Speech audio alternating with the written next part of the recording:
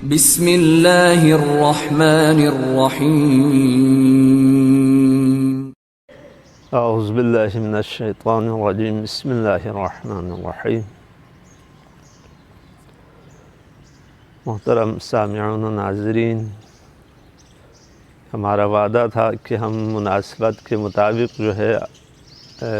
ہم گفتگو کریں گے، تو آج ہمارا موضوع ہے حضرت ابوذر غفاری رضوان اللہ تعالی علیہ۔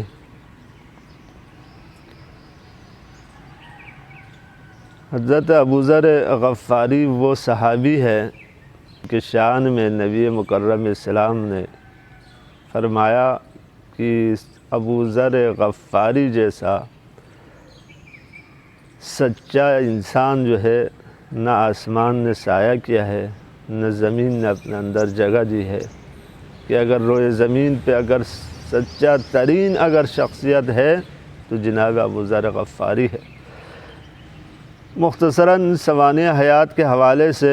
اسلام سے 20 سال پہلے حضرت ابوذر غفاری یعنی ظہور اسلام سے 20 سال پہلے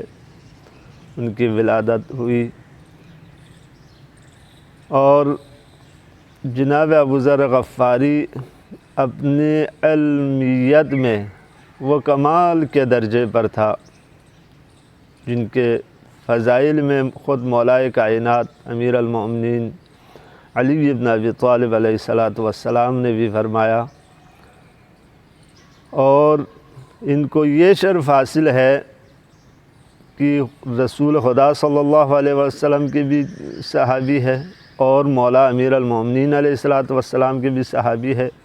اور اسلام لانے والوں میں صحابہ کرام میں سب سے پہلے اسلام لے کے آیا وہ حضرت ابوذر غفاری ہے۔ علم رجال والے نے ارکان اربعہ میں گنا گیا، اور ایک حدیث ہے امام موسیٰ کاظم علیہ السلام امام جعفر صادق علیہ السلام سے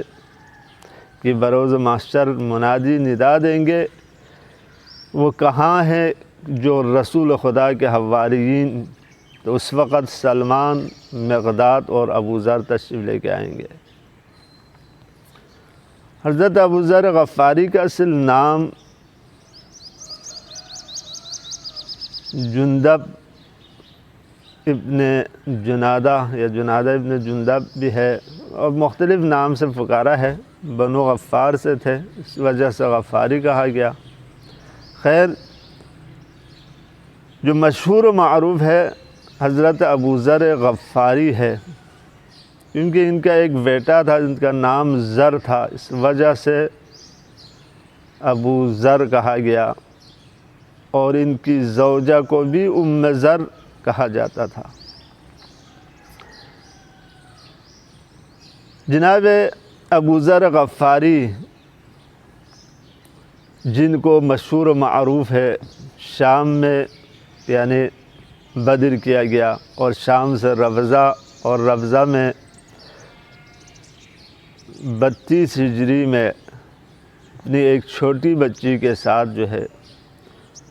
وہ مظلومانہ طریقے سے اس دنیا سے چلے گئے، اور ان کو